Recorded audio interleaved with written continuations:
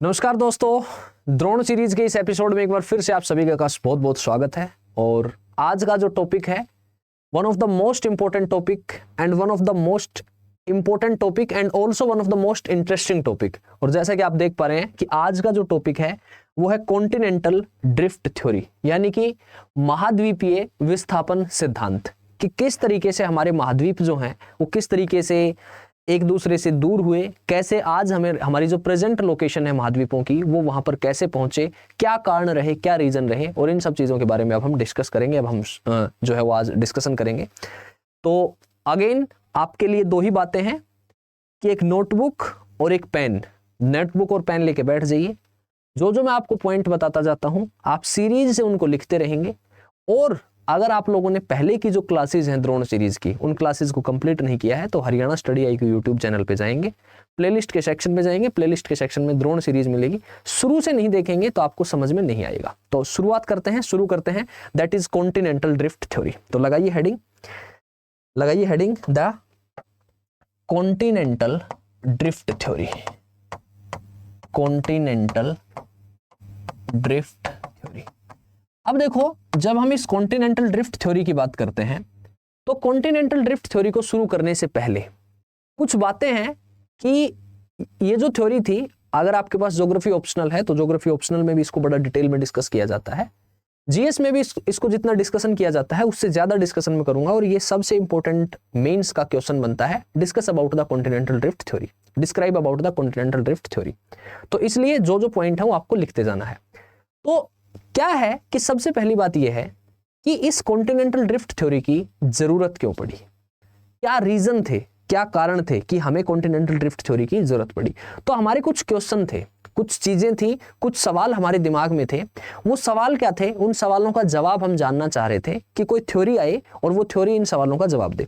तो सबसे पहला जो सवाल था, अब मैं कॉन्टिनेंटल ड्रिफ्ट थ्योरी की जरूरत क्यों पड़ी, व्हाई इट वाज रिक्वायर्ड, इसकी जरूरत क्यों पड़ी। तो इसकी जरूरत इसलिए पड़ी कि हमारे पास एक क्वेश्चन था और वो क्वेश्चन ये था that how was the earth crust formed. How was the earth's crust formed. कि हमने कहा कि हमारा जो अर्थ क्रस्ट है, हमारी पृथ्वी की जो भूपर्पटी है, वो अर्थ क्रस्ट कैसे बना। हमें पता ही नहीं था अब तक कि हमारा जो अर्थ क्रस्ट है वो कैसे इसकी फॉर्मेशन हुई। उसके बाद हमारे पास दूसरा सवाल था कि how did the oceanic crust and continental crust are different.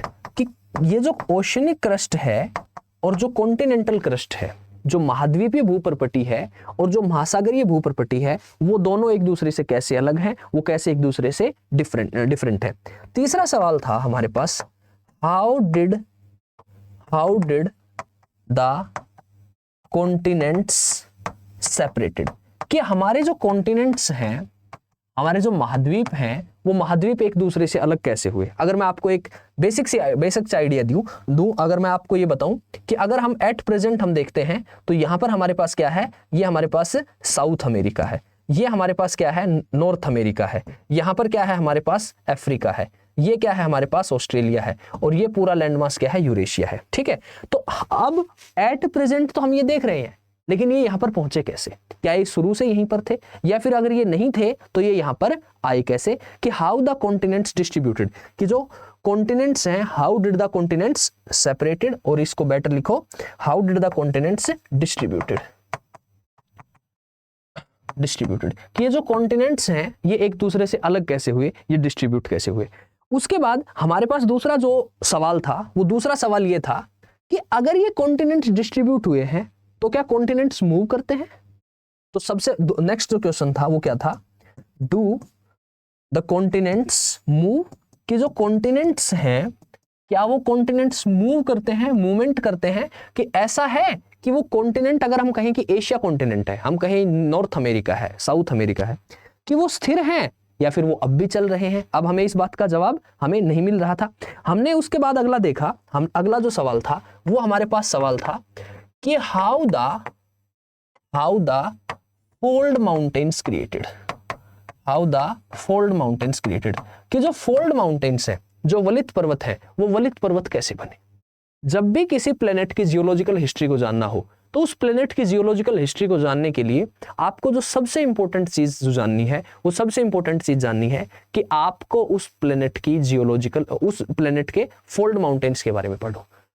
अगर आप फोल्ड माउंटेन्स को एक्सप्लेन, देखो जब भी कोई ज्योग्राफर आता है तो सबसे पहले क्या एक्सप्लेन करता है, फोल्ड माउंटेन्स को एक्सप्लेन करता है कि फोल्ड माउंटेन कैसे बने होंगे।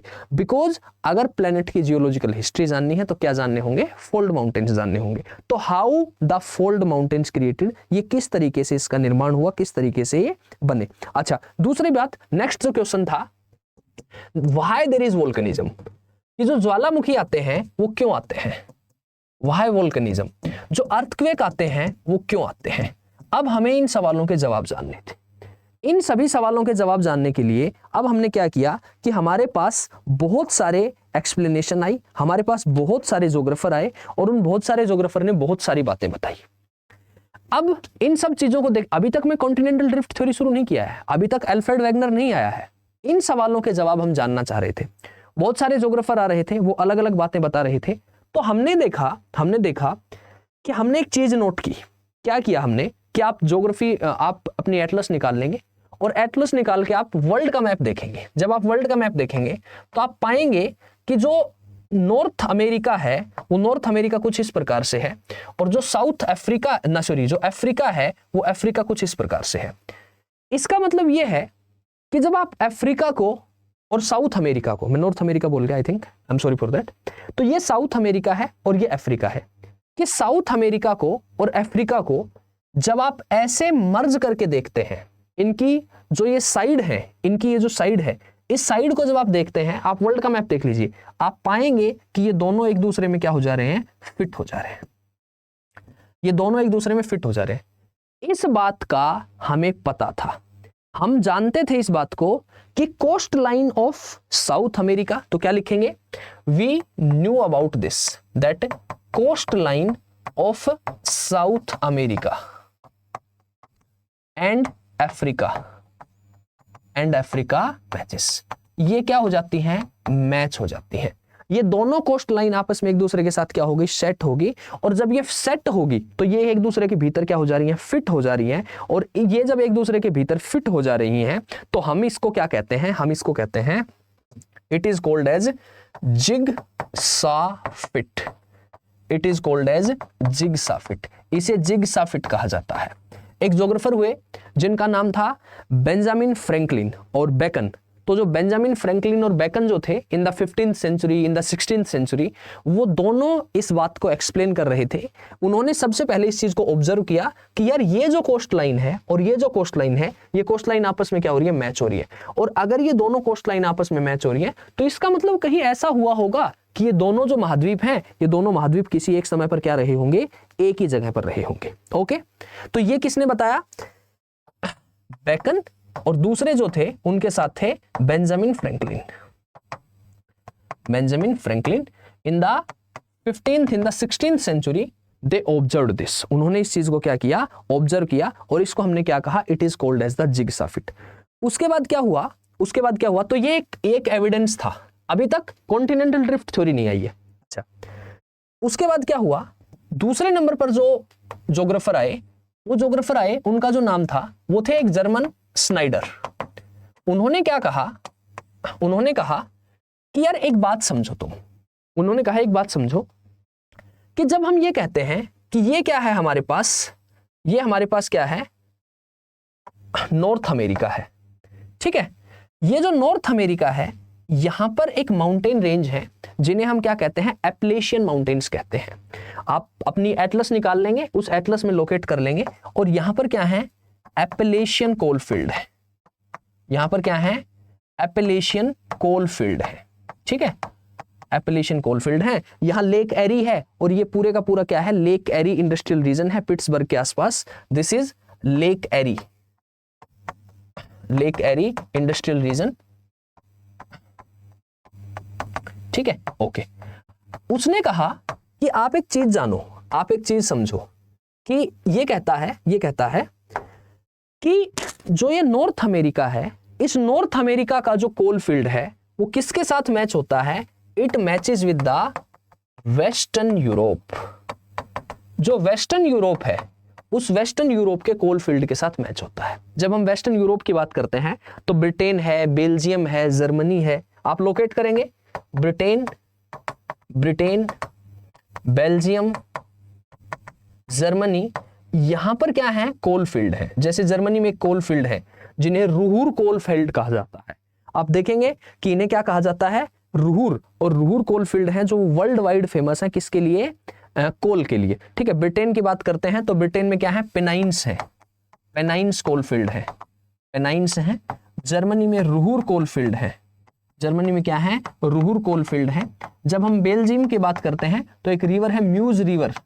ठीक है, ये सारे का सारा कोल जो है ये सारा किससे मैच होता है, नॉर्थ अमेरिका से मैच होता है।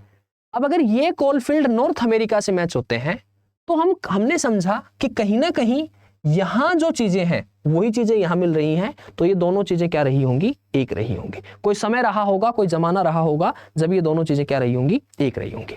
ये दूसरा एविडेंस था जो हमें पता था। अच्छा, फिर हमने क्या किया, हमने तीसरे एविडेंस को ऑब्जर्व किया। देखो, एक ही रिक्वेस्ट है मेरी आप लोगों से, विनती ही कर सकता हूं मैं कि प्लीज लाइक, शेयर और कमेंट जरूर से जरूर करके जाया करो। जब भी क्लास खत्म होती है तो जैसे भी आपको क्लास लगती है और कमेंट जरूर करना है। और जो भी कैंडिडेट्स हों, जो भी आपके साथी भाई बहन यार दोस्त हों, ज्योग्राफी की किसी भी एग्जाम के लिए तैयारी करने हो, जिस एग्जाम में ज्योग्राफी आती हो, सो सभी को आपको ये क्लास शेयर करनी है। प्लस जो पॉइंट मैं बताता हूं, जो पॉइंट मैं बोलता हूं, जो पॉइंट मैं लिखता हूं, कई बार ऐसा होता है मैं बोल देता हूं लिख नहीं पाता हूं, वो सारे आपको अपनी नोटबुक में क्या करने हैं, नोट करने हैं, लिखने जरूर है। ठीक है, ओके। थर्ड क्या था, थर्ड हमने कहा कि जब हम साउथ अमेरिका की बात कर रहे हैं तो साउथ अमेरिका की बात कर रहे हैं तो यहां पर हमारे पास क्या है, ब्राजील है। यहां पर हमारे पास क्या है, ब्राजील है। और जब हम अफ्रीका की बात करते हैं तो ये क्या है, ये अफ्रीका जो है, यहां पर क्या है कि यहां पर जो रोक है वो रोक क्या होता है, मैच होता है। मतलब यहां का जो रोक है, अर्जेंटीना का रोक है, अंगोला का रोक है, ठीक है, ब्राजील का रोक है, यहां पर गल्फ ऑफ गिनी के आसपास का जो एरिया है, ये एरिया जो है ये गल्फ ऑफ गिनी के आसपास का एरिया है, ये रोक क्या होता है, मैच होता है। तो थर्ड एविडेंस क्या मिल गया हमें, हमें मिल गया दिस वाज द रोक मैच एविडेंस, रोक मैच एविडेंस। ये जो रोक मैच एविडेंस था इसको स्ट्रक्चरल एविडेंस भी कहा जाता है। It is also called as structural evidence. आपने कहा ठीक है सर, यहां तक की बात हमें समझ में आ गई कि अब तक वैगनर नहीं आया है, अब तक वैगनर नहीं आया है। हमारे पास कुछ सवाल थे, उन सवालों का जवाब हमें नहीं मिला है, लेकिन वैगनर भी हमारे पास नहीं है। ठीक है, हमें नहीं पता कि वैगनर कहां है कहां नहीं है, लेकिन ऐसा कुछ सिस्टम चल रहा है, ऐसी कुछ चीजें हो रही है। ठीक है, ओके। उसके बाद क्या होता है, उसके बाद क्या होता है कि 1905 में 1908 के आसपास एक ज्योग्राफर हुए जिनका नाम था टेलर। टेलर क्या करते हैं कि जो कॉन्टिनेंटल ड्रिफ्ट थ्योरी है, उस कॉन्टिनेंटल ड्रिफ्ट थ्योरी का अर्लियर वर्जन जो है वो अर्लियर वर्जन एक्सप्लेन करते हैं। ठीक है, वो क्या करते हैं, Taylor propose the earlier version of, explain the earlier version of CDT, continental drift theory. ठीक है, टेलर कुछ बातें हमें क्या करते हैं, टेलर कुछ बातें बताते हैं कि दो सुपर कॉन्टिनेंट थे, एक गोंडवाना लैंड था साउथ में और लोरेशिया था नॉर्थ में, और उनके बीच में क्या था, टेथिस सागर था। और आज जो हमें मेडिटेरेनियन सी दिखाई देता है वो मेडिटेरेनियन सी किसका रेमिनेंट है, वो हमारे टेथिस सी का ही रेमिनेंट है। ठीक है, आप नहीं समझ पा रहे हैं, कोई बात नहीं, अभी से आप रुक जाओ, अभी से आप रुक जाओ, मैं आपको समझा दूंगा, मैं आपको बता दूंगा। तो एक बार यहां तक की चीजें देखो, यहां तक की चीजें समझो, यहां तक की चीजें आई होप आपको समझ में आ गई होंगी। ठीक है, कि 1905-1908 में टेलर आता है। टेलर क्या करता है, एक अर्लियर वर्जन बताता है, प्रस्तुत करता है, किसके बारे में प्रस्तुत करता है, अबाउट द सीडीटी। ठीक है, उसके बाद क्या होता है, उसके बाद 1910-1912 में इन 1910 1912 इन 1910 1912 1910-12 में एक ज्योग्राफर आते हैं और उनका जो नाम है, उनका नाम है एल्फ्रेड वैगनर। ये जो वैगनर साहब थे, वैगनर अभी किसको एक्सप्लेन करते हैं, वैगनर एक्सप्लेन करते हैं सीडीटी को, वैगनर एक्सप्लेन करते हैं कॉन्टिनेंटल ड्रिफ्ट थ्योरी को। वो बताते हैं कि सीडीटी क्या है, कॉन्टिनेंटल ड्रिफ्ट थ्योरी क्या है। ठीक है, अच्छा, अब क्या था कि वैगनर क्या चाहता था, वैगनर अर्थ की जो क्लाइमेटिक हिस्ट्री है उसको चेंज करना चाहता था। ठीक है, तो वैगनर जब अपने पोस्टुलेट्स देने लगा, तो वैगनर जब अपनी बातें बताने लगा, तो वैगनर क्या कर रहा था कि वैगनर जो पहले से जो चीजें हम जानते थे उन चीजों को वो सिस्टमैटिक तरीके से अरेंज कर रहा था, वो एक सिस्टम में बता रहा था चीजों को कि यहां ऐसा है इसलिए ऐसा है, यहां ऐसा है इसलिए ऐसा है। तो वैगनर के जो पोस्टुलेट थे, वो सबसे पहला पोस्टुलेट क्या था, तो हेडिंग लगाएंगे that postulates of Wagner, heading लगाएंगे दैट पोस्टुलेट्स ऑफ वैगनर, कि वैगनर क्या कहता है। वैगनर कहता है, सबसे पहला पोस्टुलेट देता है, सबसे पहली बात बताता है कि there was a supercontinent, there exist a supercontinent, और वो जो सुपर कॉन्टिनेंट था उसको क्या कहा जाता था, पेंजिया कहा जाता था। कहता है there exist a supercontinent, एक बड़ा महाद्वीप था, सुपर कॉन्टिनेंट था। वो जो सुपर कॉन्टिनेंट था, उस सुपर कॉन्टिनेंट का नाम जो था, उस सुपर कॉन्टिनेंट का नाम था पेंजिया। अब आप कहेंगे पेंजिया क्या है, हिंदी में भी इसको पेंजिया ही कहते हैं। सुपर कॉन्टिनेंट का मतलब बड़ा महाद्वीप था। पेंजिया का अर्थ क्या है, पेंजिया दो शब्दों से मिलकर बना है, पेन प्लस जिया। पेन का अर्थ होता है होल और जिया का अर्थ होता है अर्थ, यानी कि जितना भी हमारा अर्थ है, जितनी भी हमारी भूमि है, वो पूरा लैंड पोर्शन एक जगह था। तो ये क्या हो गया, ये सबसे पहला पोस्टुलेट था, और ये सबसे पहले पोस्टुलेट में उसने बताया कि एक पेंजिया है। ओके, इसी में उसने कहा कि it is surrounded by A super ocean, इसके चारों तरफ क्या था, एक ओशन है, और वो जो ओशन है, उस ओशन का नाम क्या है, उस ओशन का नाम है पेंथालासा। हिंदी में क्या कहेंगे, पेंथालासा, हिंदी में क्या कहेंगे, पेंथालासा। तो राइट डाउन कि क्या था, एक ओशन था, एक जो है वो कॉन्टिनेंट था, और उस कॉन्टिनेंट के चारों तरफ क्या था, उस कॉन्टिनेंट के चारों तरफ हमारे चारों तरफ क्या था, हमारे चारों तरफ एक ओशन था, और उस ओशन को हम क्या कहते थे, उसको हम कहते थे पेंथालासा, उसको हम कहते थे पेंथालासा। So write down this. There exists a supercontinent that is called as Pangaea.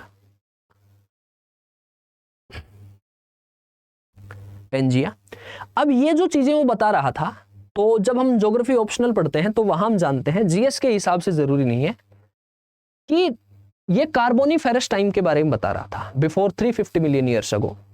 लेकिन वैगनर इस चीज को एक्सप्लेन नहीं कर पा रहा था कि ये पेंजिया बना कैसे, इस पेंजिया का निर्माण कैसे हुआ, इसके बारे में उसको कुछ नहीं पता था। उसने केवल इतना बताया कि ये क्या है, पेंजिया है, ये क्या है, दिस इज पेंजिया। और इस पेंजिया के चारों तरफ जो है, वो पेंजिया के चारों तरफ क्या है, ये जो ओशन है, इस ओशन का नाम है पेंथालासा। इतना बता रहा था वो बस, ठीक है। अच्छा, उसने ये नहीं बताया कि ये किससे बना है, किससे नहीं बना है, लेकिन वो एक चीज कह रहा था कि मैंने आपको थोड़ी देर पहले, 2-3 दिन पहले की क्लास में मैंने समझाया कि अर्लियर हम क्या जानते थे कि एक क्रस्ट है, एक मेंटल है, एक कोर है, और उससे पहले हम क्या जानते थे, that sial is floating on sima, कि सियाल जो है वो किस पर फ्लोट कर रहा है, सीमा पर फ्लोट कर रहा है। तो वो कहता है कि ये जो ओशन है, ये सिलिका और मैग्नीशियम से बने हैं, और जो लैंड पोर्शन है वो सिलिका और एल्यूमिनियम से बना है। तो सियाल इज फ्लोटिंग ऑन सीमा, वो ऐसे कह रहा था। तो इसका जो मॉडल था वो सियाल और सीमा पर बेस्ड था, बट एक्चुअल में क्या था, ये गलत था। भाई हमें पता है कि एक्चुअल में ये क्या है, गलत है, ठीक है। सियाल और सीमा का कंसेप्ट नहीं है, कंसेप्ट किसका है, लिथोस्फीयर का और एस्थेनोस्फीयर का। अब आप कहोगे सर ये क्या होता है, तो अगर पीछे की क्लास नहीं देखी है तो इसी चैनल पे जाओ, प्लेलिस्ट के सेक्शन में जाओ, वहां पे आपको दिखाई देगा कि क्या होता है क्या नहीं होता है। मैंने बताया है, मैं बता देता हूं दोबारा। गूगल ओपन करेंगे, यूट्यूब ओपन करेंगे तो यहां पर सर्च का ऑप्शन आएगा, यहां सर्च करेंगे आप हरियाणा स्टडी आईक्यू। जब आप हरियाणा स्टडी आईक्यू यहां सर्च कर रहे होंगे तो Haryana study IQ channel open होगा, यहां जाएंगे आप, यहां जाने के बाद आप प्लेलिस्ट में जाएंगे। प्लेलिस्ट में जब आप जाएंगे तो यहां पर आपको सीरीज दिखाई देगी, द्रोण सीरीज, ठीक है।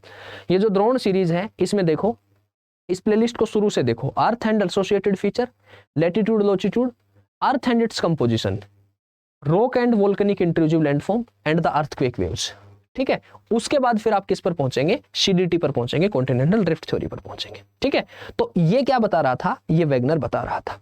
अच्छा, अब कहता है कि ये जो पेंजिया है, तो ये पहला पॉइंट क्लियर हो गया, ये पहला पोस्टुलेट था। अच्छा, अब कहता है कि ये जो पेंजिया है, ये पेंजिया क्या होता है, ब्रेक डाउन हो जाता है। तो दूसरा जो पॉइंट बताया उसने, दूसरा पॉइंट क्या बताया कि पेंजिया जो है वो अर्ली और मिड मेसोजोइक टाइम में ब्रेक डाउन हो जाता है। दैट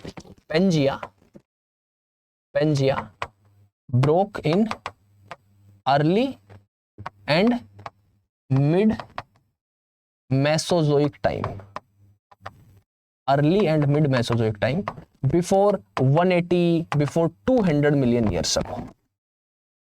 180 से 200 मिलियन वर्ष पहले वो क्या हो जाता है, पेंजिया टूट जाता है। ठीक है, अब समस्या ये थी कि वैगनर ये नहीं बता रहा था कि पेंजिया टूटा कैसे। पेंजिया तो उसने बता दिया कि पूरा लैंडमास जो है वो एक जगह एकत्रित था, लेकिन उसको ये नहीं पता था कि ये जो पेंजिया टूटता है, ये पेंजिया टूटता क्यों है। Why Pangaea broke up, why Pangaea broke up, कि ये बात वैगनर एक्सप्लेन नहीं कर पाया। ठीक है, अच्छा कोई बात नहीं, उसने नहीं बताया कि क्यों टूटता है, लेकिन वो कहता है कि टूट जाता है। उसके बाद वो कहता है, थर्ड पॉइंट पे आता है, थर्ड पॉइंट पे आके वो कहता है, थर्ड पॉइंट पे वो कहता है कि ये जो पेंजिया है ना, this Pangaea was initially in southern hemisphere, this Pangaea was initially in southern hemisphere. वो कहता है कि ये जो पेंजिया है ये ओरिजिनली कहां था, सदर्न हेमिस्फीयर में था। कॉन्टिनेंट में टूटता है तो ये दो पार्ट में टूटता है, एक टूटता है अंगारा लैंड, एक टूटता है अंगारा लैंड और एक टूटता है गोंडवाना लैंड। कहता है कि सदर्न हेमिस्फीयर में था और दो हिस्सों में टूटता है। एक हिस्सा जो है इसका वो क्या बनता है, अंगारा लैंड, और एक हिस्सा क्या बनता है, गोंडवाना लैंड। ये जो अंगारा लैंड बनता है और ये जो गोंडवाना लैंड बनता है, जब वो अंगारा लैंड और गोंडवाना लैंड की बात करता है तो जो गोंडवाना है वो साउथ में था, गोंडवाना लैंड जो है वो साउथ में था, ये था गोंडवाना लैंड। ठीक है, अच्छा जो अंगारा लैंड है इसको लोरेशिया भी कह देते हैं। ठीक है, जो लोरेशिया या अंगारा लैंड था वो कहां था, वो कहां था, ये लोरेशिया था। ये कहां था, ये नॉर्थ में था। और इन बिटवीन क्या है, इन बिटवीन क्या है, इन बिटवीन है टेथिस सी। इन बिटवीन क्या था, टेथिस सागर था।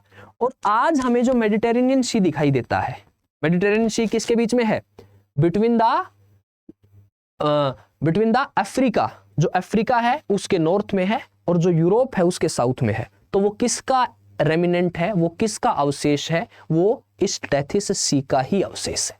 ठीक है, is it okay, is it clear. तो ये कहता है कि पेंजिया इनिशियली सदर्न हेमिस्फीयर में था।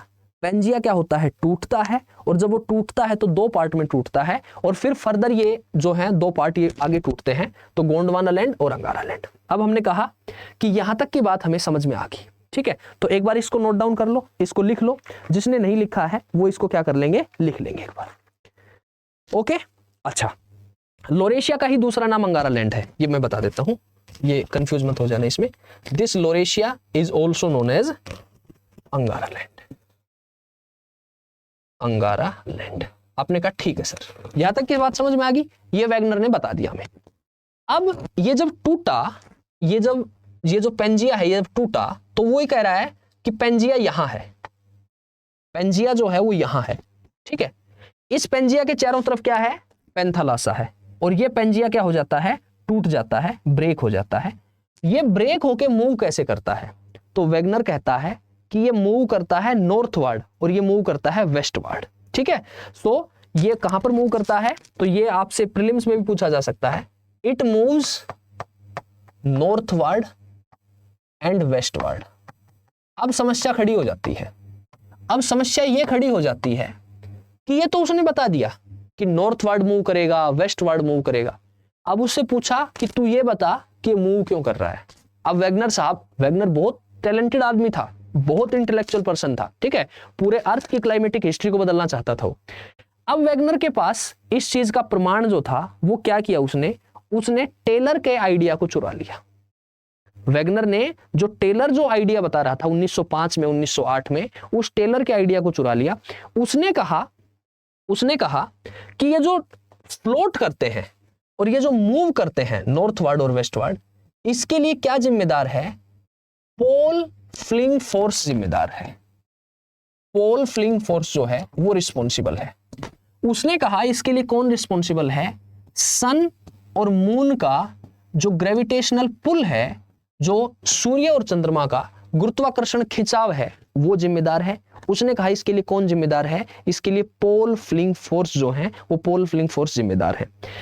अब ये जो बातें वो बता रहा था, ये बातें सरासर गलत थी, और ये उसके वैगनर का क्रिटिसिज्म होता है। वैगनर की थ्योरी को क्रिटिसाइज किया गया, तभी तो आगे प्लेट टेक्टोनिक थ्योरी आई। तो वैगनर के क्रिटिसिज्म का जो सबसे इंपॉर्टेंट कारण था, सबसे मुख्य रीजन था, वो ये था कि पेंजिया था, रियलिटी में था, टूटता है, लेकिन टूटता क्यों है अभी नहीं बताऊंगा मैं। जब प्लेट टेक्टोनिक थ्योरी बताऊंगा तब मैं बताऊंगा कि इंटरनल फोर्सेस होते हैं, कन्वेक्शन करंट होते हैं, जिसकी वजह से ये टूटता है, ये एक दूसरे से दूर जाता है। तो वैगनर क्या बता रहा था? पोल फ्लिंग फोर्स। पोल फ्लिंग फोर्स क्या होता है कि ये जो लैंड पोर्शन था पेंजिया, ये सदर्न पोल के नजदीक था, और पोल फ्लिंग फोर्स का मतलब होता है to throw away from the pole, कि पोल से दूर फेंकना। तो ये क्या कर रहा था? इसको पोल से दूर फेंक रहा था। जब ये पोल से दूर फेंक रहा था तो ये कहां जा रहा था? It was moving northward and it was moving westward. ठीक है। और जबकि एक्चुअल में होता क्या है? एक्चुअल में जो फोर्स होते हैं वो फोर्स बाहर से थोड़ी आते हैं, फोर्स तो इंटरनल होते हैं, जो क्या करते हैं? इसके मूवमेंट को करवाते हैं, जिसके मूवमेंट को बताते हैं। क्लियर हुई बात? अच्छा, तो ये समझ आ गया। उसके बाद क्या होता है? उसके बाद नेक्स्ट पॉइंट वैगनर कहता है, वैगनर से पूछा कि वोल्केनोज क्यों आते हैं, अर्थक्वेक क्यों आते हैं? तो वैगनर कहता है कि जो सियाल है, सियाल यानी कि सिलिका और aluminium, sial is floating on sima, और सीमा क्या है? सीमा ओशन है, सिलिका मैग्नीशियम, और ये क्या है? कॉन्टिनेंट है। तो वो कहता है कि सीमा जो है ना वो सॉफ्ट है, और सियाल जो है वो हार्ड है। अब तुम पता है क्या समझोगे इसको? सॉफ्ट और हार्ड को क्या समझोगे? सॉफ्ट और हार्ड को ऐसे समझो कि ये मेरा हाथ, ठीक है, ये क्या है? ये कॉन्टिनेंट, ये क्या है? ओशन है, ओशनिक क्रस्ट है। ये जो मैंने अपनी मुट्ठी बंद कर ली, ये क्या है? ये कॉन्टिनेंट है। तो वो कहता है कि जब सियाल सीमा के ऊपर फ्लोट करता है तो चट्टाने हैं ये। अच्छा, ये तुम ये मत समझना कि ये सर ऐसे कैसे होता होगा। ये प्रोसेस हो रहे थे हजारों, लाखों, करोड़ों वर्षों पहले। एक दो दिन में प्रोसेस नहीं होते हैं, ठीक है। मतलब इनको होने में मिलियंस, अगर हम कार्बोनिफेरस टाइम की बात करते हैं 350 मिलियन ईयर्स अगो, mid Mesozoic time 180-200 million years अगो। तो कहता है कि जो कॉन्टिनेंट थे वो ओशन पर जब ऐसे मूव कर रहे थे, तो आप आसान भाषा में समझो, ऐसे जब वो मूव कर रहे थे तो वो जो नीचे जो नरम चट्टान था वो क्या हो जाएगा? स्क्रैप हो जाएगा। जब वो स्क्रैप होगा तो ये अगर स्क्रैप होगा, ये एक प्लेट थी, इसके ऊपर कुछ जा रहा है, इसके ऊपर जब कुछ जा रहा है ये स्क्रैप हो गया, तो नीचे से क्या आ गए? वोल्केनोज आ गए। उसने कहा जब ये ऐसे इसके ऊपर चलता है तो उससे क्या होता है? फ्रिक्शन होता है, घर्षण होता है, और उस घर्षण की वजह से क्या आते हैं? अर्थक्वेक आते हैं। उसकी वजह से क्या आते हैं? वोल्केनोज आते हैं। बेसिकली ये जो थ्योरी थी उसकी, ये बातें जो बता रहा था, ये बातें ठीक नहीं थी, गलत थी। वो तो बता रहा था किसके बिहाफ पे? सियाल और सीमा के बिहाफ पे। क्लियर हुई बात? ओके। अब वैगनर से पूछा कि ठीक है, तेरी सारी मान ली, अब बता फोल्ड माउंटेन कैसे बनते हैं। अब जब फोल्ड माउंटेन का बारी आई तो उसने कहा कि जो फोल्ड माउंटेन है, वो फोल्ड माउंटेन पता है कैसे बनते हैं? वो कहता है कि एक प्लेट जब दूसरी प्लेट के साथ मूव करती है, तो एक प्लेट जो है वो नीचे जा रही है, ऐसे है, और एक प्लेट यहां पर नीचे जा रही है। तो जब ये नीचे जा रही है तो इस प्लेट पे जो सेडिमेंट होगा वो यहां इकट्ठा हो जाएगा। भाई एक ओशनिक प्लेट थी, एक कॉन्टिनेंटल प्लेट थी, थोड़ा सा समझ लो आप, हालांकि मैं प्लेट समझाऊंगा आपको, लेकिन आप थोड़ा सा जान लो कि जो कॉन्टिनेंट हैं वो कॉन्टिनेंट क्या कर रहे हैं? मूव कर रहे हैं। जब वो कॉन्टिनेंट मूव कर रहे हैं, बल्कि आप इसको भी मत समझो, आप ऐसे समझो कि जो मैं आपको एक आसान भाषा में समझाता हूं। आपने क्या किया? आप शेविंग करते हो, आपने रेजर लिया, आपने रेजर लेके और रेजर को यहां रखा, और रेजर को यहां रख के ऐसे खींच दिया। जब ऐसे खींच दिया तो लास्ट में जब ये यहाँ पे हमारी ठोड़ी खत्म हो जाती है, तो वहां पर जब आप ऐसे करते हो तो आप एक बात बताओ, जो हमारे ये जो यहाँ पर जो हमारा हेयर था वो कट गया, तो यहां पर एक सेडिमेंट इकट्ठा हो गया कि नहीं हो गया। एक चीज दूसरी चीज के ऊपर फ्रिक्शन एक चीज दूसरी चीज के ऊपर जा रही है, तो ये जैसे जैसे इसके ऊपर चल रही है यहां पर सेडिमेंट इकट्ठा हो जाएगा कि नहीं हो जाएगा, यहां पे अवसाद इकट्ठा हो जाएगा कि नहीं हो जाएगा। ये जो अवसाद इकट्ठा हो गया तो ये लीडिंग एज पे जाएगा। भाई ये कहां पे जाएगा, ये यहां पे इकट्ठा होता रहेगा कि ये प्लेट मूव कर रही थी तो ये केवल इसके किनारे पे इकट्ठा होता रहेगा। तो वैगनर ने कहा कि जब ये जो कॉन्टिनेंट है ना, ये जब ओशन पे मूव करते हैं तो ये ओशन पे जब ऐसे मूव कर रहा है तो ये अपने साथ साथ सेडिमेंट लेके चल रहा है, और वो सेडिमेंट कहां पाइलअप हो रहा है, यहां पाइलअप हो रहा है। मैंने आपको समझाया, आपने ऐसे रेजर रखा, आपने ऐसे खींच दिया, जब आपने ऐसे रेजर रख के ऐसे खींच दिया तो वो जो आपका जो बाल थे वो कहां पे कलेक्ट हो गए, जो रेजर की जो टिप थी वहां पे कलेक्ट हो गए, तो ये ऐसे मूव कर रहा था तो यहां पर सेडिमेंट इकट्ठा हो गए।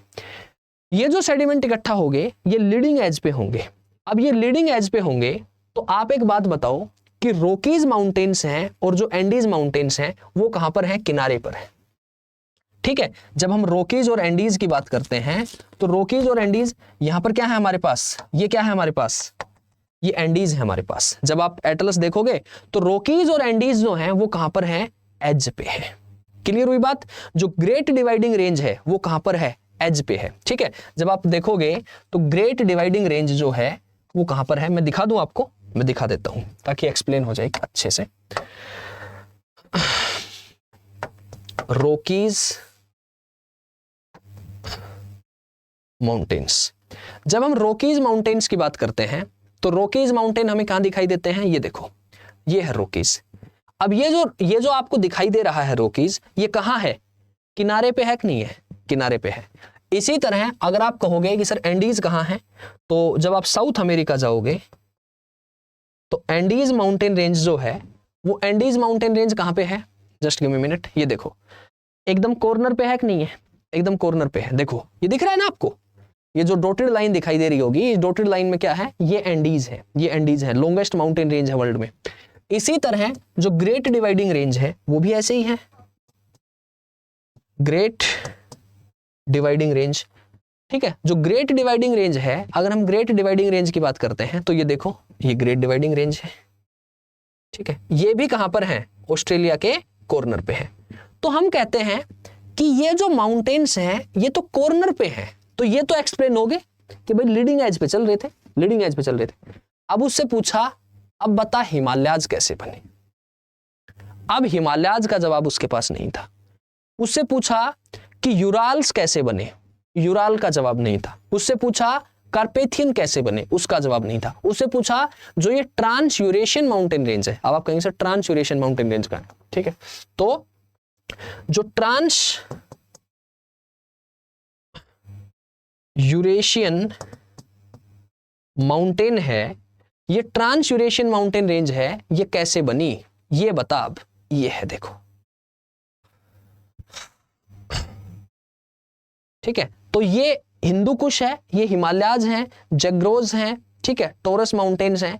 ये माउंटेन बताइए अब कैसे बने, तो इनका जवाब उसके पास नहीं था। ठीक है, अल्पाइन माउंटेन बेल्ट है, तो ये इन सवालों का जवाब वो नहीं दे पा रहा था, बिकॉज ये तो कॉन्टिनेंट के बीच में थे, महाद्वीपों के बीच में थे। तो इस जगह पर उसकी थ्योरी क्या हो जाती है, फेल हो जाती है कि जो फोल्ड माउंटेन कहां पर थे, जो कि एज ऑफ द कॉन्टिनेंट्स पर थे, महाद्वीपों के किनारे पर थे।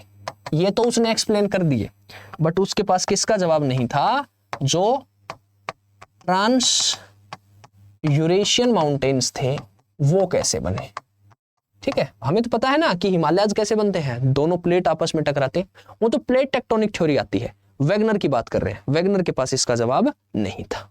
क्लियर हुई बात, यहां तक की बात आई होप आप सभी को समझ में आ गई होगी, यहां तक आप चीजें जान पाए होंगे। ये तो क्या थे, ये तो वेगनर के पोस्टुलेट थे, वेगनर ने बता दी थी ये बातें। ठीक है, अच्छा, वेगनर ने ये बातें बताई कि ऐसा ऐसा होता है। अब वेगनर क्या करता है, अब वेगनर एविडेंस देने शुरू कर देता है। अब वेगनर कहता है कि मैं प्रमाण देता हूं। अब उससे मांगे कि ठीक है, ला एविडेंस दे। तो एविडेंस क्या देता है, सबसे पहला जो एविडेंस देता है, वो सबसे पहला एविडेंस क्या देता है, वही एविडेंस देता है दैट इज जिग 100 फीट, यानी कि coastline of the South America and coastline of the Africa, वो दोनों क्या हो जाती है, मैच हो जाती है। तो साउथ अमेरिका और अफ्रीका की कोस्ट लाइन मैच हो जाती है, तो वो ऑलरेडी हमें पता था, हम ये चीज बहुत पहले से जानते थे, वैगनर ने बता दिया है, ठीक है। उसके बाद दूसरा एग्जांपल क्या देता है, स्ट्रक्चरल फिट। स्ट्रक्चरल फिट कि हमने क्या कहा कि स्ट्रक्चरल एविडेंस देता है कि जो रोक है वो रोक क्या होता है, मैच होता है, ठीक है। रोक फिट एविडेंस, रोक क्या हो जाता है, रोक मैच हो रहा है। हमने कहा ठीक है कि दूसरा जो एग्जांपल वो दे रहा था वो रोक फिट का एग्जांपल दे रहा था, और हमने क्या मान लिया, हमने उसको भी मान लिया कि ठीक है, ये बात भी आप क्या बता रहे हो, ये बात भी आप सही बता रहे हो। एक एग्जांपल और देता है वैगनर, और थर्ड जो एग्जांपल देता है वो देता है fossil evidence. Fossil evidence, third evidence. Fossil होते हैं जीवाश्म, ठीक है। अब वैगनर कहता है कि जब आप फॉसिल को मैच करवा के देखते हो तो ये क्या हो जाता है, मिक्सअप करता है। कैसे मिक्सअप करता है, एक ना फर्न होती है ग्लोसेप्टेरिस। ग्लोसेप्टेरिस, ये जो ग्लोसेप्टेरिस होती है, ये ग्लोसेप्टेरिस क्या होती है, एक फर्न होती है, ठीक है। आप कहोगे सर क्या है ये नाम बहुत से लोग होंगे जिन्होंने पहली बार सुना होगा। अगर आपका ज्योग्राफी से कभी कोई लेना देना नहीं हुआ तो आप लोग नहीं जान पाएंगे। ग्लोसेप्टेरिस, ये दिख रहा है, ये ग्लोसेप्टेरिस एक फर्न होती है। इस फर्न का एविडेंस मिलता है हमें, और वो एविडेंस हमें बताता है कि यहां पर ये जो चीजें हैं, ये चीजें क्या हो रही थी, मैच हो रही थी, ठीक है। तो सबसे पहला जो एविडेंस दिया उसने, वो सबसे पहला एविडेंस क्या दिया, ग्लोसेप्टेरिस फर्न का एग्जांपल दिया, ओके। दूसरा एविडेंस क्या देता है फॉसिल एविडेंस में, दूसरा एविडेंस देता है वो, दैट इज साइनोनेथस। साइनोनेथस, ये जो साइनोनेथस है, ये जो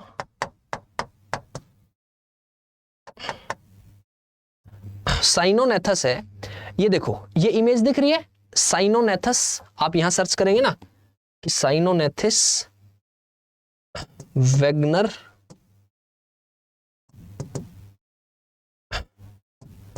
एविडेंस, एविडेंस यूपीएससी, देखो तो कॉन्टिनेंटल ड्रिफ्ट थ्योरी ही दिखाई देगा आपको, ठीक है। आपको क्या दिखाई देगा, आपको कॉन्टिनेंटल ड्रिफ्ट थ्योरी ही दिखाई देगा, और उसमें आप पाएंगे, उसमें आप जान पाएंगे कि देखो ये इमेज है। हालांकि ये इमेज हम पढ़ते हैं जब हम ज्योग्राफी ऑप्शनल पढ़ते हैं, जब हम ज्योग्राफी ऑप्शनल पढ़ते हैं तो उसके हिसाब से पढ़ते हैं, लेकिन जीएस के हिसाब से आप केवल नाम जानो तो भी ठीक है। देखो यहां पर साउथ अमेरिका है, ये अफ्रीका है, ये इंडिया है, ये अंटार्कटिका है, ये ऑस्ट्रेलिया है। तो वैगनर कह रहा था ये सारे ऐसे हैं। और देखो ये फॉसिल रिमेन्स, ये फॉसिल रिमेन्स किसके हैं, मीसोसोरस के। ये किसके हैं, फॉसिल रिमेन ऑफ साइनोनेथस। सो साइनोनेथस एक लैंड रेप्टाइल था, देखो साउथ अमेरिका में और अफ्रीका में। और इसी तरह लिस्ट्रोसोरस, ये लिस्ट्रोसोरस यहां पर मैच करता है, ये लिस्ट्रोसोरस है, ठीक है। और ग्लोसेप्टेरिस, ये देखो ये आ गया ग्लोसेप्टेरिस। ग्लोसेप्टेरिस के एविडेंस ऐसे मिलते हैं। तो ग्लोसेप्टेरिस, साइनोनेथस, मिस्ट्रोसोरस, मीसोसोरस और लिस्ट्रोसोरस, ठीक है। तो ये डायग्राम जो है ये आप बना लेना, इसका स्क्रीनशॉट लेना चाहो स्क्रीनशॉट ले लेना, ठीक है। तो उसने क्या कहा कि ग्लोसेप्टेरिस हो गया, साइनोनेथस हो गया, मीसोसोरस और लिस्ट्रोसोरस। मीसोसोरस, और चौथा जो एग्जांपल दिया वो क्या दिया, लिस्ट्रोसोरस। लिस्ट्रोसोरस, ये चार एविडेंस क्या थे, these were the fossil evidence, ये फॉसिल एविडेंस थे। उसने कहा जब ये सारे फॉसिल एविडेंस मैच हो रहे हैं तो आप कैसे कह सकते हो कि सारा जो लैंडमास है, सारा जो कॉन्टिनेंट है, वो सारे कॉन्टिनेंट एक जगह नहीं थे। तो लास्ट में कहा गया ठीक है भाई, अगर आप कह रहे हो और ये चीजें प्रूव कर रहे हो तो इसका मतलब ये चीज तो हमने मान ली, ये फॉसिल एविडेंस उसका अच्छा एविडेंस था, ठीक है। कि भाई जो जीवाश्म हमें नॉर्थ अमेरिका में मिलता है उसी समय का जीवाश्म हमें साउथ अमेरिका में मिलता है, वही जीवाश्म हमें अफ्रीका में मिलता है। तो ऐसा कैसे है, तो ग्लोसेप्टेरिस, साइनोनेथस, मीसोसोरस और लिस्ट्रोसोरस। मैं बता देता हूं, again I am repeating, GS के लिए ये इतना नाम याद रख लोगे more than enough. Optional geography है तो वो जो डायग्राम मैंने बताया है वो डायग्राम आपको बनाना है, वो डायग्राम आपको याद करना है, और वो कि कहां पर कौन कौन सी चीजें आपकी मिल रही। ठीक है, क्लियर होगी बात। सो यहां तक की बात मैं उम्मीद करता हूं, मैं आशा करता हूं कि यहां तक की बात आपको समझ में आ गई होगी, यहां तक आप क्लियरली समझ पाए होंगे। ठीक है, तो ये एविडेंस थे। अगला जो एविडेंस दिया उसने, वो एक बड़ा इंपॉर्टेंट एविडेंस दिया, और उसने एक एविडेंस दिया that is called as the glacial evidence. Glacial evidence, ये ग्लेशियल एविडेंस क्या था? देखो, मैं एक छोटी सी बात समझाता हूं आपको। मैं आपसे कहता हूं कि एट प्रेजेंट हमारे पास जो कॉन्टिनेंट है उसमें हम कहते हैं ये इक्वेटर है, ये ट्रॉपिक ऑफ कैंसर है, ये ट्रॉपिक ऑफ कैप्रिकॉर्न है। आप कहोगे ठीक है सर, ये 0 डिग्री है, ये ट्रॉपिक ऑफ कैंसर है, और ये नीचे क्या है, this is tropic of Capricorn, ये ट्रॉपिक ऑफ कैप्रिकॉर्न है। अगर हम कहते हैं कि ये इस तरीके से है, तो हमें पता है कि इस एरिया को क्या कहा जाता है, इसको उष्णकटिबंधीय क्षेत्र कहा जाता है। This area is called as the tropical areas. आपने कहा ठीक है सर, इसको ट्रॉपिकल एरियाज कहते हैं। तो यहां पर अगर आपको कोई ग्लेशियल एविडेंस मिल जाए, आपको यहां पर कोई ऐसा एविडेंस मिलता है कि यहां पर कोई लोकेशन है, और उस लोकेशन में पहले क्या रहा होगा, उस लोकेशन में आपको ऐसा एविडेंस मिलता है कि before the millions of the years ago यहां पर ग्लेशियर रहा होगा। तो इस बात का मतलब क्या है? इस बात का मतलब यह है कि मैं कहता हूं कि डरबन, ठीक है, जस्ट गिव मी मिनट, मैं आपको एक एग्जांपल समझाता हूं ग्लेशियल एविडेंस में क्या है। मैं आपको कहता हूं कि एक लोकेशन है दैट इज डरबन। जो डरबन है ये साउथ अफ्रीका में है, और जब हम डरबन को लोकेट करते हैं तो डरबन कहां पर लोकेटेड है? देखो, ये दिख रहा है आपको, ये लोकेशन किसकी है? ये डरबन की लोकेशन है। ठीक है, ये डरबन है। यहां पे हमें एक बात का पता है कि जो हमारा अफ्रीका है, उस अफ्रीका में से तीनों लाइंस क्रॉस करती हैं, equator, tropic of Cancer and tropic of Capricorn. तो ये जो पार्ट है ये ट्रॉपिकल एरियाज में है, आपको ये ट्रॉपिकल एरियाज में है। अगर ये ट्रॉपिकल एरियाज में है तो यहां पर अगर आपको ग्लेशियल के एविडेंस मिलते हैं तो इसका मतलब क्या है? हमें नहीं पता अभी से क्या है, अभी से नहीं पता, लेकिन आप ये नाम याद रखेंगे, डरबन। ओके, अब मैं कहता हूं एक लोकेशन है तलचर। तलचर, ये जो तलचर है ये तलचर उड़ीसा में है। तालचेर कहें या तलचर कहें, ये तलचर कहां है? उड़ीसा में है। दिखाई दे रहा है, दिस इज तलचर। ये इंडिया जो है उसके बीच से tropic of cancer, tropic of cancer पास होती है, आप कहोगे होती है। तो इंडिया कहां पर है? इंडिया भी की जो लोकेशन है वो इंडिया की लोकेशन कहां पर है? इंडिया की लोकेशन भी आपकी कहां है? ट्रॉपिकल एरियाज में है। और अगर ये ट्रॉपिकल एरियाज में है तो तलचर में, यहां पर देखो अंगुल के पास, तलचर में अगर हमें कोई ऐसी लोकेशन दिखाई दे कि जहां पर हमें ये पता चले कि यहां पर ग्लेशियल एविडेंस है, तो हम क्या कहेंगे कि भाई ये ऐसा कैसे हुआ, ऐसा तो नहीं होना चाहिए था। बात आई कि नहीं आई समझ में? Is it okay? मेरी बात समझ पा रहे हो? ओके, अब मैं कहता हूं कि एक लोकेशन है और उसका नाम है that is Ruhr coalfield. That is Ruhr coalfield. अगर हम रूहुर कोलफील्ड की बात करते हैं तो रूहुर कोलफील्ड कहां है? देखो, ये है आपके रूहुर कोलफील्ड। ठीक है, जो जर्मनी है, जर्मनी में है रूहुर कोलफील्ड। अच्छा, अगर मैं कहता हूं कि ये आपके पास जो ब्रिटेन है, ब्रिटेन में है आपके पास पेनाइन्स, और यहां पर क्या है? यहां पर है आपके पास, यहां पर जो रेंज है ये है एपेलेशियन माउंटेन्स।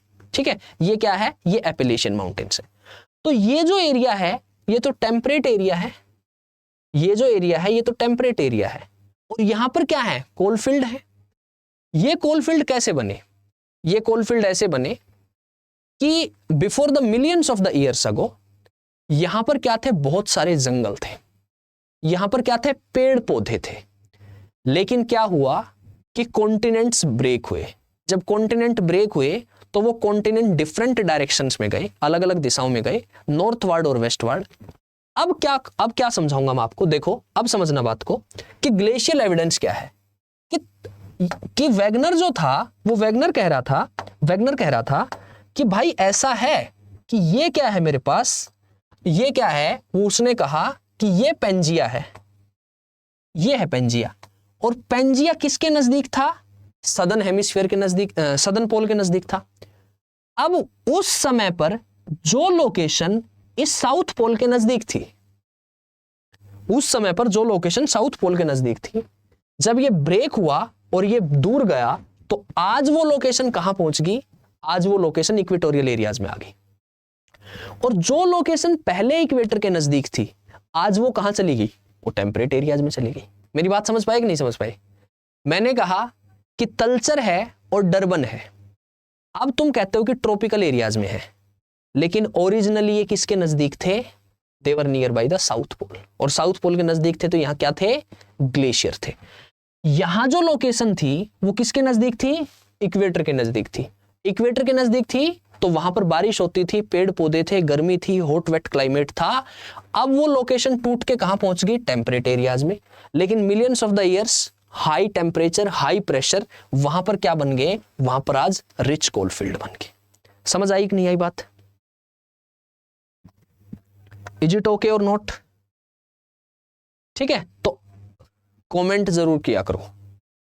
ये रिकॉर्डेड क्लास जाती है आपके पास, लेकिन वो मतलब क्या है कि हैबिट हो जाती है ना कि पूछने की कि हाँ भाई समझ आया कि नहीं आया। तो आप लोग मेरे से लाइव इंटरेक्ट नहीं है, बट इवन देन आपको कमेंट सेक्शन में जाके जरूर बताना है कि जैसी भी आपको एक क्लास लगती हो, तो जो ग्लेशियल एविडेंस है वो ग्लेशियल एविडेंस आपको समझ आ गया कि नहीं आ गया? That what are the glacial evidence. ठीक है, तो हम क्या कहेंगे? हम इसमें लिखेंगे क्या? अब हम इसमें लिखेंगे क्या? ये तो समझ में तो आ ही गया आपको। हम इसमें लिखेंगे there are glacial sediments, there are glacial sediments, glacial sediments. और ये जो ग्लेशियल सेडिमेंट्स हैं, इन ग्लेशियल सेडिमेंट्स को क्या कहा जाता है? They are called as tillites, they are called as tillites. There are glacial sediments, there are glacial sediments called as tillates, and glacial tilt and glacial tilt or the glacial drift, glacial drift found in parts of south Africa, south Africa में, यानी कि in the near by Durban, Durban. In the India, India में कौन सी location है? That is Talcher.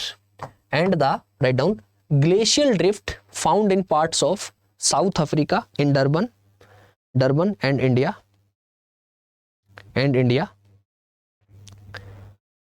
and these glacial tilt and also in Australia and also in some parts of Australia, Australia में मिलता है। and these tilts have similar nature, composition, similar nature, composition and age। ये जो tilt है इसकी composition, nature और इसकी जो एज है वो क्या है? सेम है। नेचर, कंपोजिशन और एज क्या है? सेम है, सेम है। It means originally these locations were near the South Pole. Originally these locations were near the South Pole. इसका मतलब क्या है कि साउथ पोल के नजदीक थी, साउथ पोल के नजदीक थे। And from there they drifted in northward and westward direction, northward and westward direction। और वहां से क्या हुए? वो नॉर्थवर्ड और वेस्टवर्ड डायरेक्शन में मूव हुए। ठीक है, and this evidence is also called as paleoclimatic evidence or also called as climatic anomalies। इसको क्या कहा जाता है?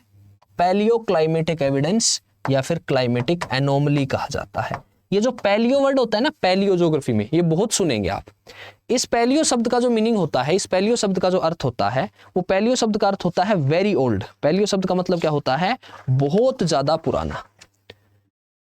पैलियो का मीनिंग होता है बहुत ज्यादा पुराना।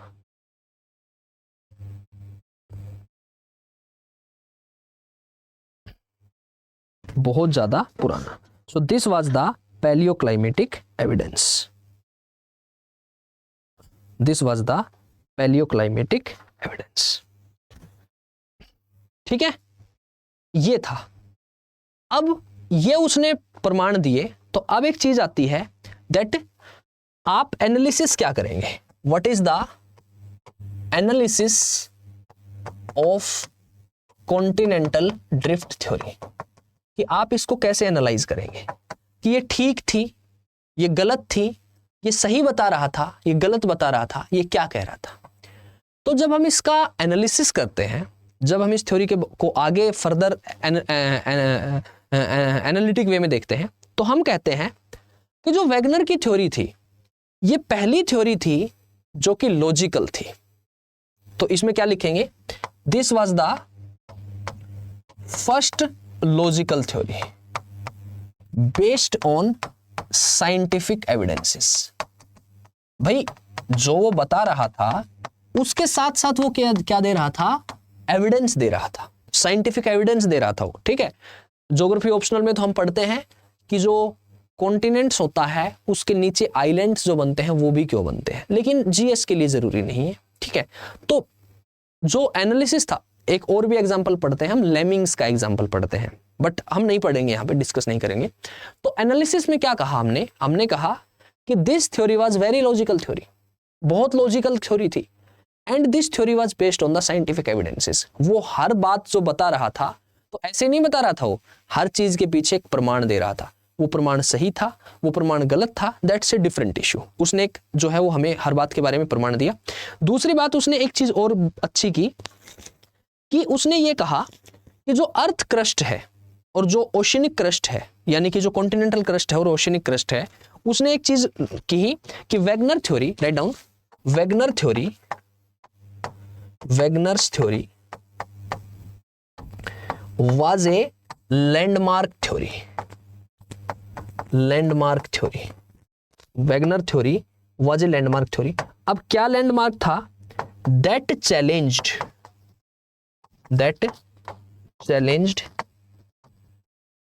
many of the notions of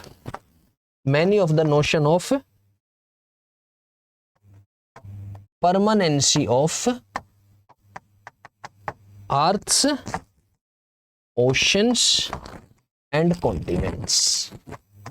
उसने कहा कि भाई ये लॉजिकल थ्योरी थी, साइंटिफिक एविडेंस पे बेस्ड थ्योरी थी, and Wegener theory was a landmark theory, जिसने चैलेंज किया, that challenged many of the notion of the permanence of earth's oceans and continents, कि जो अर्थ के ओशन है और अर्थ के कॉन्टिनेंट है वो परमानेंट नहीं है। भाई बहुत सारे लोग ऐसा बिलीव कर रहे थे, ऐसा मान रहे थे कि ये जो चीजें हैं ये स्टैटिक है, तो उसने कहा नहीं, ये क्या करते हैं? मूव करते हैं। तो this was the logical theory based on the scientific evidences. और वो क्या दे रहा था? हर चीज का एक प्रमाण दे रहा था कि मैं जो बता रहा हूं वो ऐसे नहीं बता रहा हूं, मेरे पास इसका प्रमाण है। Wegener theory was a landmark theory, एक लैंडमार्क थ्योरी थी, that challenged many of the notion of the permanence of the earth's ocean and the continent, कि पृथ्वी के जो महाद्वीप हैं, पृथ्वी के जो महासागर हैं वो स्थिर नहीं है। तो जो इसकी परमानेंसी का मतलब क्या है? परमानेंट। परमानेंसी जो वर्ड आया है वो परमानेंसी वर्ड कहां से आया है? परमानेंट से ही तो आया है। तो ये क्या था? ये उसकी थ्योरी का सबसे मेन जो है वो पॉजिटिव चीज थी। अच्छा, लेकिन क्या हुआ? कुछ क्रिटिसिज्म हुए। तो अब हम क्या कहेंगे? That but there was some criticism. उसके क्रिटिसिज्म क्या थे? वो कहता है, वैगनर साहब कहते हैं that the concept of sial and Sima. The concept of Sial and Sima. And Sial is floating over Sima. And the Sial is floating over Sima. तो उसका जो सियाल और सीमा का कंसेप्ट था, और वो कह रहा था कि सियाल जो है वो फ्लोट करता है सीमा के ऊपर, जबकि ऐसा नहीं है ना, सियाल सीमा के ऊपर फ्लोट थोड़ी करता है। हमने क्या पढ़ा, हमने लास्ट क्लासेस में क्या पढ़ा कि ये कॉन्टिनेंट है और ये ओशन है। तो कॉन्टिनेंट और ओशन ऐसा नहीं है ऊपर नीचे है, नहीं, ये पैरेलल है एक दूसरे के। क्रस्ट में हम क्या कहते हैं, अर्थ के क्रस्ट में ये ओशन है, ये कॉन्टिनेंट है, और ओशन और कॉन्टिनेंट एक दूसरे के पैरेलल चलते हैं। ऐसा नहीं है कि नीचे क्या है, ओशन है, और उसके ऊपर क्या है, कॉन्टिनेंट है। This was incorrect. लेकिन वैगनर इस चीज को मान रहा था, वही तभी तो वो कह रहा था कि ऐसे मूव करता है तो अर्थक्वेक आते हैं, ज्यादा खोद देता है तो वोल्केनो आते हैं, और सेडिमेंट को पाइल अप करते हुए चला जाता है तो लास्ट में क्या बनते हैं, on the edge of the continents क्या बनते हैं, फोल्ड माउंटेन्स क्रिएट होते हैं, वलित पर्वतों का निर्माण होता है। तो वो थ्योरी गलत थी, दैट वाज रॉन्ग। तो ये जो था, this was, right down that this was incorrect, this was incorrect. ये जो थ्योरी थी, ये थ्योरी क्या थी, गलत थी। ये थ्योरी क्या थी, गलत थी। अच्छा, दूसरा क्या कहा कि जो ओशन है और जो कॉन्टिनेंट है, उस कॉन्टिनेंट के लिए, next write down that one driving force of sun and moon gravitational pull, driving force, one driving force of sun and moon, gravitational pull and earth's rotation is incorrect। वो कहता है कि, वो कह रहा था कि ये जो टूटा, पेंजिया टूटा, और पेंजिया टूट के वो जो मूव करने शुरू हुए, तो बेसिकली उसने क्या किया था, उसने टेलर के आइडिया को चुराया था। जो टेलर का आइडिया था, उसने टेलर के आइडिया को क्या कर लिया था, चुरा लिया था। So one driving force of sun and moon gravitational pull and earth rotation is incorrect. और एक्चुअल में ये मूव क्यों करते हैं, the internal forces are responsible for that. Internal forces जो हैं, वो इंटरनल फोर्सेज इसके लिए क्या होते हैं, रिस्पॉन्सिबल होते हैं। Basically internal forces are responsible for that, responsible for that. लेकिन अभी नहीं पढ़ना है आपको, अभी मैं बताऊंगा जब मैं आपको कन्वेक्शन करंट थ्योरी पढ़ाऊंगा, कन्वेक्शन करंट हाइपोथेसिस पढ़ाऊंगा, then after sea floor spreading पढ़ाऊंगा, एंड देन आफ्टर मैं डिस्कस करूंगा प्लेट टेक्टोनिक थ्योरी, तो आपको समझ आएगा। अभी ये तो पहली थ्योरी थी। थर्ड जो क्रिटिसिज्म हुआ उसका, वो थर्ड क्रिटिसिज्म हुआ that many of his explanations about how cold mountains created earthquakes and volcanoes are also incorrect। कि वो जो बता रहा था, किसके बारे में बता रहा था, वो कह रहा था कि अर्थक्वेक कैसे आते हैं, वो कह रहा था वोल्केनोज कैसे आते हैं। तो वो तो ये कह रहा था ना कि ये क्रस्ट है, सियाल सीमा है, और इसके ऊपर सियाल फ्लोट कर रहा है। तो वो कह रहा है कि ऐसे मैं क्या कर रहा हूं, रेजर रखा मैंने, और रेजर को मैं यहाँ पे हार्डली जो है ना, वो मैंने एकदम से क्या कर दिया, कट, थोड़ा सा दबा दिया। तो जैसे मैंने थोड़ा सा दबाया, अंदर से ब्लड आ गया। तो वो ब्लड है, वो क्या है, वोल्केनोज है, वो क्या है, ज्वालामुखी है। तो वो ये कह रहा था, जबकि ऐसा थोड़ी है। उसके लिए जो रीजन होते हैं वो अलग होते हैं, वो करेंगे आगे। जब प्लेट नीचे जाती है, मेंटल में जाती है, कूल होता है, ठीक है, मेंटल गर्म होता है, तो प्लेट मेल्ट हो जाती है, और मेल्ट होके ऊपर वाली प्लेट को पंचर करती है और फिर बाहर आती है। ठीक है, वो कह रहा था अर्थक्वेक कैसे आते हैं, earthquake basically shaking of the plates की सेकिंग होती है। वो क्या कह रहा था, वो कह रहा था कि जब एक प्लेट दूसरी, सियाल जो है फ्लोट कर रहा है सीमा पे, तो उसके बीच में फ्रिक्शन हो रहा है, उसके बीच में घर्षण हो रहा है, और उस घर्षण की वजह से क्या हो रहा है, घर्षण की वजह से अर्थक्वेक आ रहे हैं। तो ये जो थ्योरी थी, ये इसके क्या थे, क्रिटिसिज्म थे। ये उसके बारे में क्या था, ये उसके बारे में क्रिटिसिज्म थे। ठीक है, इज इट ओके? तो ये जो था, this is all about your continental drift theory. This is all about your continental drift theory. इसके अलावा आपको कॉन्टिनेंटल ड्रिफ्ट थ्योरी में कहीं से भी कुछ भी पढ़ने की जरूरत नहीं है, ठीक है। तो जो आपकी ये जो टॉपिक था आपका कॉन्टिनेंटल ड्रिफ्ट थ्योरी, मैंने पढ़ा दिया है, ठीक है। बस लास्ट में यही कहूंगा, कमेंट जरूर करके जाना। और 2 मिनट मेरी बात सुनो, 2 मिनट ध्यान से सुनो कि मैं ये जो टॉपिक आप लोगों के साथ डिस्कस कर रहा हूं, मैं जो टॉपिक आप लोगों के साथ शेयर साझा कर रहा हूं, तो आप लोग एक चीज देखना कि प्रीवियस ईयर के क्वेश्चन लगाना, जो टॉपिक मैंने पढ़ा दिए वहां से यूपीएससी के प्रीवियस ईयर क्वेश्चन लगाना, एनडीए के लगाना, सीडीएस के लगाना, सेंट्रल आर्म्ड पुलिस फोर्सेज के लगाना। और फिर अगर तुम्हें फील हो कि यार ये चीज बच गई, ये टॉपिक अधूरा पढ़ाया, इस टॉपिक में कोई कमी छोड़ दी, then you can ask for it. Otherwise यहां से आप जो भी चीजें पढ़ के जा रहे हैं, और मैंने सबसे पहले सबसे टफ टॉपिक जो है वो उठाया है। मैं सबसे पहले आपको जियोमॉर्फोलॉजी पढ़ाना इसीलिए शुरू किया है कि जियोमॉर्फोलॉजी में जनरली समझने में तकलीफ होती है, ठीक है। तो इसलिए हम जियोमॉर्फोलॉजी को यहां पर डिस्कस कर रहे हैं, ठीक है। तो 2-3 बातें हैं। एक बात तो यह है कि इस क्लास में जब भी आते हो आप, तो नोटबुक और पेन जरूर रखना है साथ, और आपको एक पॉइंट जो है वो नोट डाउन करने हैं, ठीक है। इसीलिए मैं पीपीटी नहीं लेके आता, बिकॉज पीपीटी का मतलब कुछ और ही होता है। पीपीटी का मतलब होता है मैं रिप्रेजेंट कर रहा हूं, आप मुझे नोटिस कर रहे हैं कि हाँ ये ठीक है, हाँ ये गलत है। That's wrong method of teaching. वो टीचिंग का मेथड सही नहीं है। तो अनटिल अनलेस आप खुद नहीं लिखेंगे, और आपका जो एग्जाम है हरियाणा सिविल सर्विसेज का एग्जाम, वहां पेपर में आप पीपीटी लेके नहीं जाएंगे, पेपर में आपको लिखना पड़ेगा। You have to write. आप लिखेंगे नहीं अनटिल अनलेस आप रोज के 20, 30, 50 पेज नहीं लिखते हैं, नहीं होगा सिलेक्शन। एक कड़वा सत्य है ये। तो दूसरी बात क्या है, दूसरी बात यह है कि ज्योग्राफी के लिए आपके जो भी कोई साथी हो, यार दोस्त हो, भाई बहन हो, चाहे वो यूपीएससी के लिए तैयारी कर रहे हो, स्टेट पीसीएस के लिए तैयारी कर रहे हो, तो आपको ये क्लासेस जो है उनको जरूर से जरूर रेफर करनी है। क्लास खत्म होती है उसके बाद कमेंट सेक्शन में जाओगे, कमेंट सेक्शन में जाके कमेंट करके जरूर बताओगे। और अगर आपके कोई डाउट है, कोई क्वेरी है, तो भी आप कमेंट सेक्शन में बता सकते हैं। अदरवाइज मंडे टू वेडनेसडे मेरी लाइव क्लास होती है 12 बजे इसी चैनल पे, आप वहां मेरे से पूछ सकते हैं, ठीक है। So it was all about your CDT continental drift theory. और इसके बाद जो आता है वो आता है कन्वेक्शन करंट हाइपोथेसिस। तो मैं बता दूं आपको दैट आफ्टर वैगनर के बाद क्या आता है, कन्वेक्शन करंट हाइपोथेसिस। और दूसरा जो आता है वो दूसरा क्या आता है, सी फ्लोर स्प्रेडिंग प्रोसेस, सी फ्लोर स्प्रेडिंग। और तीसरा जो आता है वो तीसरा क्या आता है, the third is that is plate tectonics theory. Plate tectonics theory third जो है वो है प्लेट। ये 3 इसके बाद आगे अगली सीरीज में हम कन्वेक्शन करंट हाइपोथेसिस और सी फ्लोर स्प्रेडिंग एक टॉपिक एक क्लास में करेंगे, देन प्लेट टेक्टोनिक थ्योरी उससे नेक्स्ट क्लास जो होगी उसमें करेंगे, ठीक है।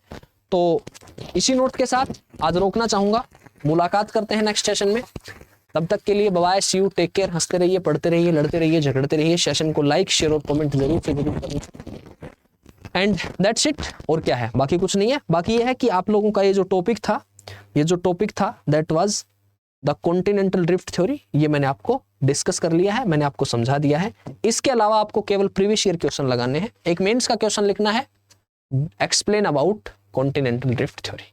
ओके, चलो ठीक है। तो bye, see you, take care, best of luck. मिलते हैं नेक्स्ट सेशन में।